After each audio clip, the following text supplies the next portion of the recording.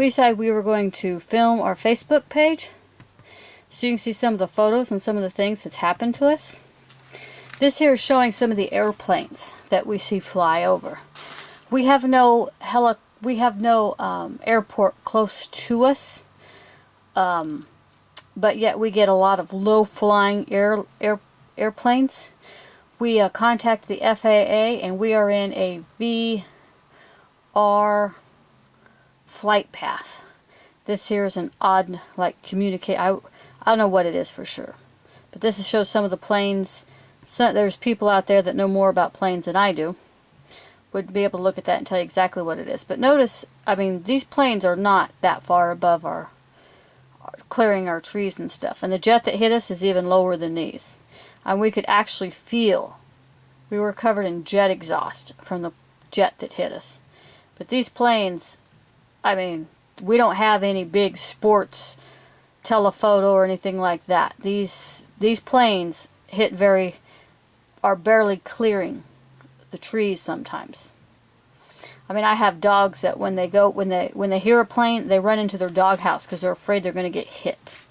This here is showing the chemtrails that are always surrounding the house. And we see these every day, all day long. Sometimes we get X's over our house. Here it is. But actually this has got, there's one there, there's one there, and there's one there. All the time. So there's one there, one there. Here's more. 1, 2, 3, 4. That's almost a fifth one there. And these, all the time. This here is 2 helicopters that flew over our house. They do it on a regular basis. Neighbors have witnessed planes chase our cattle. Helicopters will. These 2 flew over and we had cattle bolt. There's nothing that we can do about military signals or aircraft, it appears. This is another one that flew over and it caused the cattle to become ill at ease, like they're ready just to start running. They don't know who friend and foe is. This one here, we were just unloading cattle. We had enough time we were both at the back of the trailer. We could hear the helicopter coming in. We had enough time to unzip the case that the camera comes in, that we carry our camera in, take off the lens cap and take the photo. And this, I mean, it had already swooped down. It was actually leaving, but you see how close it is still. We have, the cattle took off running. We have a blind cow and calf, and they actually went through the fence, and it took us 3 days to get them back. There's a cattle taking off running through the grass. We just put them in a brand new pasture, and the helicopter like swooped down on them. So that's showing some of the things that they are doing to us. Now, the next one I'm going to show you is the personal damage. This is showing some of the things that has happened to our bodies. This is showing the blood that is being coughed up on a daily basis. But we had a guy tell us, don't worry about it, it's not going to hurt you. You can see the nails, the fingernails, how there's ridges in it, showing the damage, how they're not the right color, thickness either, but there's ridges in the nails, more blood coughed up. The swelling of the eyes, the doctor told us this was a histamine effect from everything that they've been doing to us. This here is a 1 day of everything that was coughed up that day. We saved. We sent this to the gentleman in Washington, D.C. that works at the OIG's office in the Department of Defense. And after I sent this to him, he told me never to send him anything like this again. But he's the one that told us that, don't worry, just treat the medical symptoms, this won't kill you. But that's a lot of production out of a set of lungs for not killing you. Here you can see the white in the nails showing trauma, which is what a doctor told us. The ridges in the nails, again showing trauma, the damage done to it. And the white nails we believe is from chemical, but it might even be from trauma. Because we've had a doctor say that the whiteness on the nails is trauma. Also from, you can see how thick the nails are, how they're starting to, the ridges, the lines, and you can see there's just no pink in those nails. Another picture of the stuff. We also had a histamine reaction when we both had blood taken. You can see a little bit of the histamine reaction here. And all it was a regular Band-Aid. And neither one of us have latex allergies. This one was more severe, but that was just from a simple blood draw. And ankles started swelling, again showing the histamine effect. Also, if you notice, the blood vessels are popping. We can't get that stopped. It's just from being on the feet. We sit down, we prop the feet up and stuff to try and keep the swelling from the ankles from swelling. This is showing more of a histamine effect, but it's also showing how the nose had to be reconstructed following being covered from jet fuel, from being hit with that jet. This is showing an infection that had to be taken out. After we got hit with the jet, went really thin. They have swung us one way and then the other, but you can see how that's abnormally thin. Couldn't eat, wasted away, more infections on the body. Not only that, the blood changed. Abnormal bruising. That's showing the infection. Abnormal swelling of the ankles. You can see that was just actually a sock. But you can see how it's swelling. Then we had the abnormal bruising. We'd go to bed, there'd be no bruises. We'd get up the next morning and there would be bruises on our body. See, there's just a bruise, just appeared. Didn't do anything. Bruise there. Actually an infection starting on the leg. More bruising. More bruising. I mean, if we took a hit, it would be one thing. But we didn't. Just bruising. Just appears. Be like, how'd you get that bruise? I have no idea. Bruises on the shoulders. Bruises on the chin. More bruising on the shoulder. Bruising on the chin.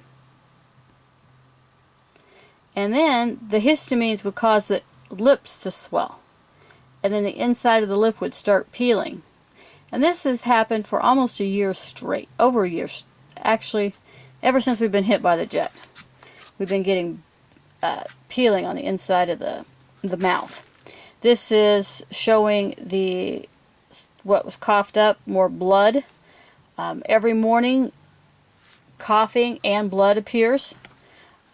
We found a study on cellular disturbance. You can find it at www.fas.org/man/NLW-RF.PDF. And this is showing blood that's producing blood from the lungs. This was taken in October of 2011, but it's been happening for over 3 years. Now, if you remember, it was real thin.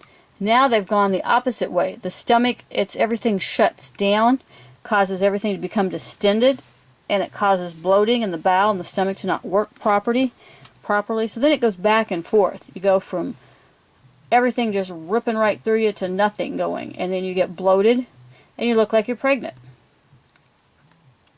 This is showing the burns on the hands and the fingers, the cellular disturbance, and the trauma to the fingers. We actually had biopsies done, and I don't think you can really see the biopsy site.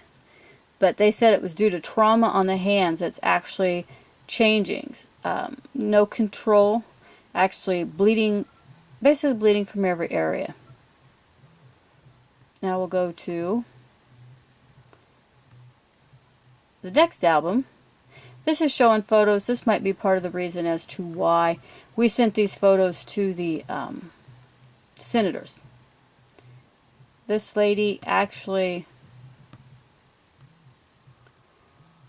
she was kept in her bathroom by her sister. That is actually a person there sitting on the toilet. She had a wool shirt on, and the moths ate the wool shirt off her back. We were able to feed her, pull her out of her home, bring her out of her stupor.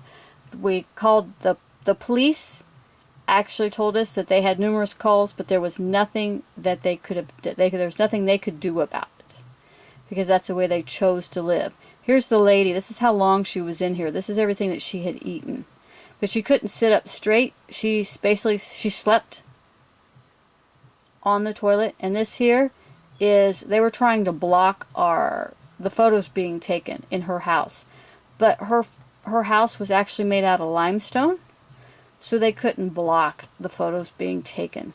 But we think that might have been part of the reason as to why some of the things happened to us. You know, people go, well, why, why you? What makes you so special? Well, that could be it. Now, these are some of the damages to our animals, because we do have animals. The cats, when we get hit extra hard, they throw up. They eat and throw up. And this doesn't happen on a daily basis anymore. Sometimes it happens 2 to 3 times a day. Sometimes it doesn't happen at all. They make our dog cower in the corner, scared. She found a little corner and cowered in it. Fish. That is believe it or not, a catfish. And you can see this is the tape showing how big it was. This is the skeleton, and it's not even flat, but it's 26 inches long. That's a pretty good size catfish. The width of it, it's about 1 foot wide from fin to fin. I mean, that's no little guy. And guys like that don't just show up dead. We had a pile of dead animals that were killed. We were told we had to burn them. They tried to press charges on us for animal abuse, but we found out that they were poisoned. Also, several were shot. We found out that there was a couple kids going around shooting animals. But this is the pile of dead animals, and that's as we burnt them. But, you know, as you barbecue, you know that animals don't burn. So we had to, and some of them actually had babies on the inside of them when they were killed. See, there's a fetus of the cow that we burnt. So we had to bury them and cover them with lime. But we were forced to do that. And this is a cow that she died after I pulled her calf. I couldn't get it pulled before. My husband was in D.C. He went to Congress to try and get this stopped against us. And so I had to watch the cattle. And I tried to get the calf out, but it didn't work. I pulled the calf, it was dead. And then the next day I went down and she was dead. And there's a baby calf that was destroyed by animals while my husband again was in D.C. trying to get to Congress and trying to get this signal off of us. We've done everything possible, but the coyotes came and I guess shredded it. And this is the cow, and this was the calf that I pulled out of her. She lived 24 hours after I pulled out the calf because she was alive that night, and I pulled it in the morning, checked her in the afternoon, she was doing good. The next morning she was dead. I had a lot of problems when my husband was in D.C. trying to get Congress to help, and he was beat flat. He was blocked from going to Congress. That's 3 of the dead babies that I had. I had more than that. I lost 13 while he was gone.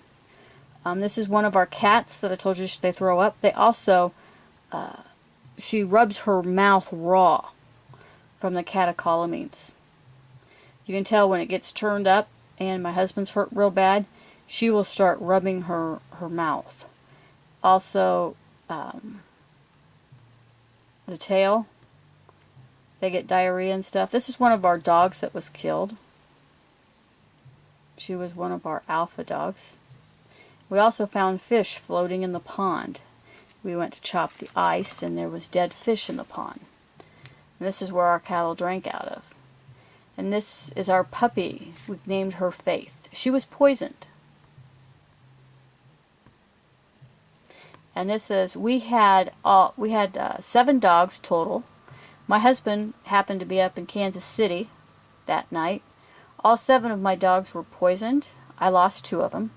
His name was Paws. He was a big, ferocious, kind of like I'd say he was Marmaduke. But my husband was hit in Kansas City by a car. He went to the grocery store to get his mother some food, came out, and my father happened to be sitting in the truck waiting for him. He said he saw this car come up and sit by the side of the door of the grocery store. And then when my husband came out and was walking across the crosswalk, this car started up, took off, and hit him. And this was the same night my dogs were poisoned. Here is Ty. He's the other one that died.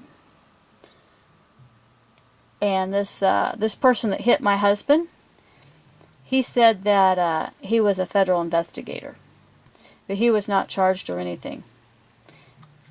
And then we're back to where we started with the throw up. But my dad watched the whole thing. He said it looked like this guy was sitting there waiting for my husband to come out of the coming out of the grocery store. These are some of the conditions. This is showing some of the things that we're forced to live on. Recently, our house was shook off the foundation. The house that we have was actually built by a gentleman that built all the homes around here. So he's a carpenter, and this was his personal home. It was bought and paid for. We are on what would be called a rock table. And they brought a thumper in. They were burying lines, and they brought a thumper in on the rock table and shook our whole entire house. You're seeing this is the basement area. It's now leaks. It's cracking all through the ceiling. This is the ceiling. It's showing the cracking. They completely, you put something on a rock and then pound it, the vibration through the rock will cause the breaking on the house here. More cracking in the ceiling. I mean, there isn't a ceiling or wall that isn't cracked now. We never had that. Again, up at the wall next to the ceiling in another room. This here is our porch. This was actually shook off our house. It used to be plumb up against the wall, up against the house. See that there? That is about a 1/2 inch crack. And there, you can see this is up against the house. That is the house. Now it has put the porch off the house. They actually shook our porch off our house. See how it's shook off our house.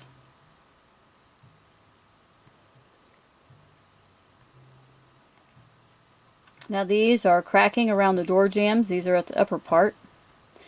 But, I mean, we had somebody tell us one time that there will always be dirty tricks. I don't know if it's a dirty trick, or I don't think anybody has that kind of luck. This is an article that we found in the Rolling Stone magazine. And this talks about how they used the psych operations on the U.S. senators when they went over to Afghanistan to try and get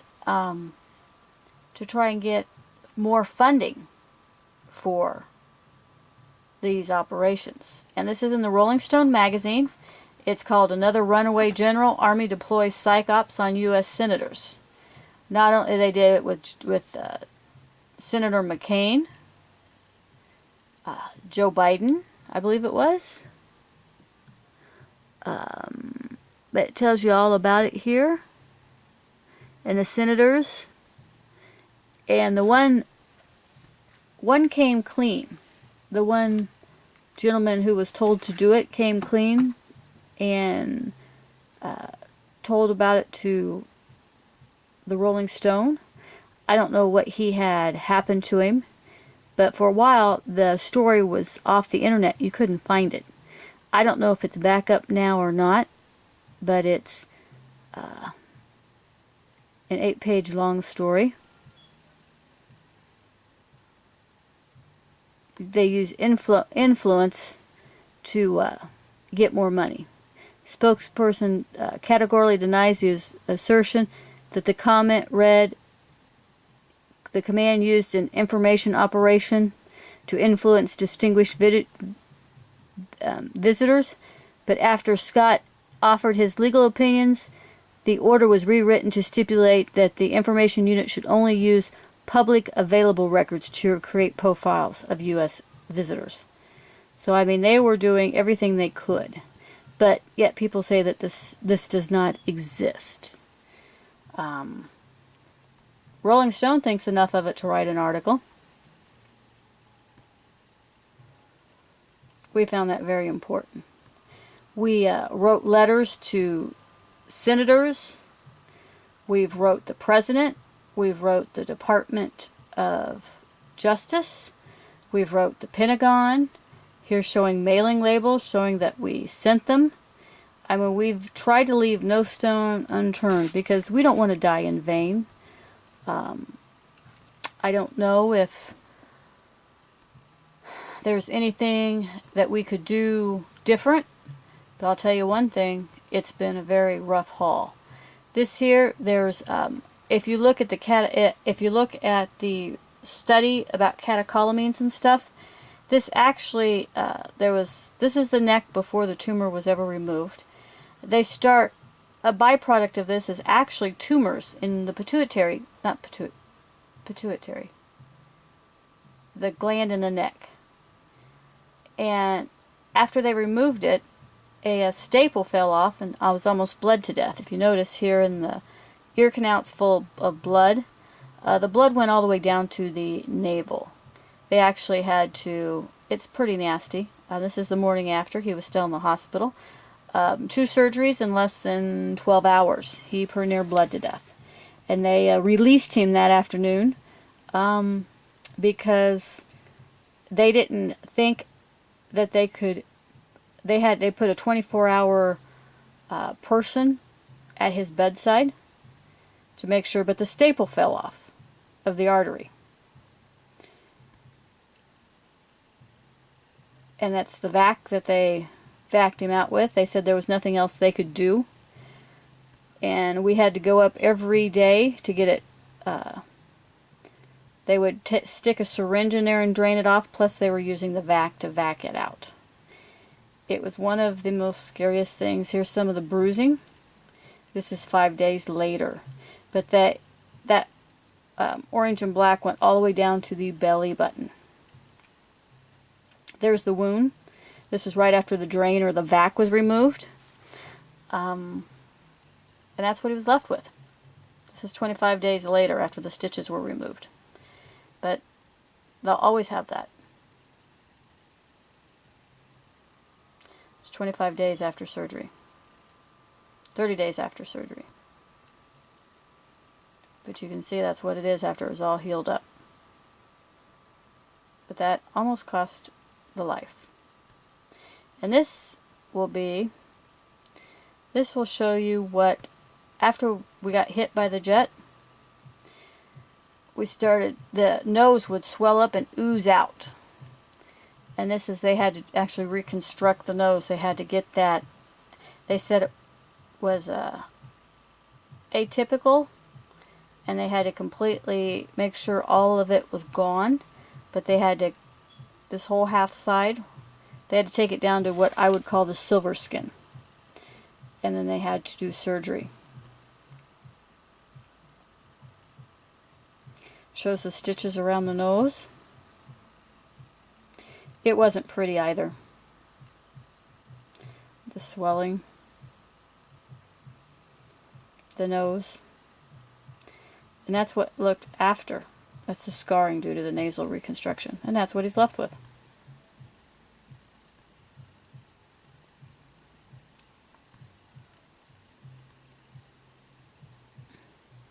And there is the burn mark. We both had burn marks.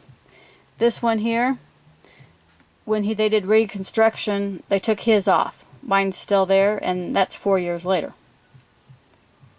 That was a day after surgery. All the stitches, the swelling. It was one of the worst things you'd ever want to see. Not pretty. And because we've been hurt so bad, I mean, there are days that it's a miracle we even get up. But I had said that my husband went to D.C. to try and get this off of this. Well, while he was in D.C., I was thrown from a tractor. This is showing the bruising. I was lucky to live. More bruising. More bruising, a big old lump. They actually had to tape it to drain some of the fluid from the leg. They were worried about blood clots coming up, bruising, and there was a wound on my knee, more bruising. I even had somebody ask me bruising from the accident. Like I said, it was not pretty. I was on a walker for several months. Couldn't even get up and down. Uncomfortable to sit. Still, to this day, have problems. And like I said, because of everything that's happened to us, we have had problems. But if you notice if you go to here, we're here on YouTube, let me show you some of the damage done to our stuff. Because of the in-use, there's pack rat damage into the engine of the trucks that we use. This is one of the trucks. It was our truck that we used for feeding. Nests in the cab of the truck, the pack rat. This here is the damage done to the loader on the tractor that I got thrown off of, and the tractor kept going and hit a tree. Broke the loader. This tractor was in perfect condition. It bent the loader. You see it's bent, buckled. It can no longer be used, that bucket. We'll have to get it fixed. This is showing the interior where the pack rats of our grain truck. This is a 1955 Chevy grain truck that was in premium, it was in mint condition. I mean, candy apple red, you can see it was in mint condition. Not a thing wrong with it. And now it's sat for several years because of everything that was happened to us. You can see that is actually owl poop that the owls have gotten into the shop, and they actually killed the pack rats. So thank God for the owls, or otherwise there'd be more damage. They actually killed the pack rats. This is showing the interior of it. But I mean, the seat's not ripped, nothing. This here is our John Deere tractor that we use to farm. We were mowing our grass, and it was damaged. And this is showing the side of the engine. It has a pack rat nest in it too. In fact, the pack rats got in it and ate the wiring harness. Got the hoses, made the radiator leak, and that is what caused, because we were going back and forth. This was during when he was having the facial reconstruction. The pack rats got into our tractor and has trashed it now. And that's not a pack rat. That there's just a regular mouse. But they've made nests behind it. Don't know if we're ever going to be able to use it. We have a bobcat also. This is how we used to carry the bales and stuff, because it's easier on gas. Well, the pack rats also got into that. And they ate a wiring harness in that also. They filled it level full. Every day I'd go out and clean it out, and they would come right back. So they have completely destroyed not only our lives, but our farm, our livelihood. This is the engine compartment to that tractor that I showed you earlier, the 7400, full pack rat nest. And that's back where we started. There's words cannot explain everything that's happened to us. But because of everything that was done, it's one big vicious cycle. Because of them hurting us, we had to go get medical care, and because that we were out with medical care, the pack rats were able to move in and destroy our equipment. We got the pulse on film. If you look on Facebook, or on YouTube, if you look at the very first one, you'll see the pulse. You will see how he sleeps, and he was woke up jolted from a dead sleep. But we couldn't figure out why all of a sudden we were able to get it on film. Well, this is an oil derrick, and this is about a half mile from our house. And this oil derrick managed to capture the signal, or throw the signal off, and acted like an antenna. There was actually one here, and there was one across the road. And our house is, like I said, about a half a mile from here. And it caused the antenna or the oil derrick to act as an antenna and throw the pulse in through the window. So if you look at our Facebook, you will actually, our YouTube site, you will actually see the pulse pulsing through the window. Well, the window that it's pulsing through is actually the window that is facing that oil derrick. So God gave us a gift, is how we look at it. But feel free to go over to Facebook and you can look at all this stuff. But this is the first one where he was asleep and then punched. And every night, it would just be, you could see it on film, the whole stomach goes down. We bought a camper to try and get help. Again, you can watch the video. It's showing, it cracked the enamel in our camper. Our cat, you can see the frequency. Most cats don't have purple eyes. She doesn't have purple eyes, except when the frequency is hitting her, she has purple eyes. These cats, this is the one that will rub her mouth. They've cracked wood. I mean, we can't even go into how much has happened to us. I've showed airplanes, but feel free, please, to go to the Facebook, and you will see everything that has happened to us. He was hurt while in D.C. That happened when I was being hurt after I got thrown from the tractor. I mean, we cannot even begin. We've sent letters to, at the time, it was before it was really bad, 99 senators. Al Franken's seat was still in a dead heat tie, but we got letters back from Teddy Kennedy before he died, and from another senator, Ben Nelson from Nebraska, who's retiring this year. Some of these senators and stuff, a lot of the senators that we sent to have retired. I don't know if it's because they're tired of seeing what they're doing to the American public. But something needs to be done. And so we ask that you help. If there's anything you can do to help us, please do. Because we don't want to die in vain. We don't want to die at all. You know, all we were was a couple farmers. And now we look to lose everything. I mean, part of our farm was bought by a relative of mine back in 1918, before the Depression. And so we will be what they would call the century farmers.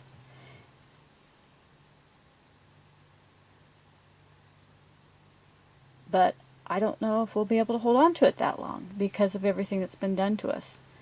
I mean, there's been blood clots on legs. They had him spill his coffee.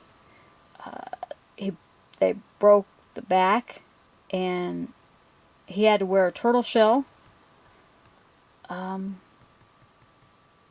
There's so much stuff happened that you can't even begin to show everything that's happened to us. But please, if you can help, we ask that you do. Thank you for your time.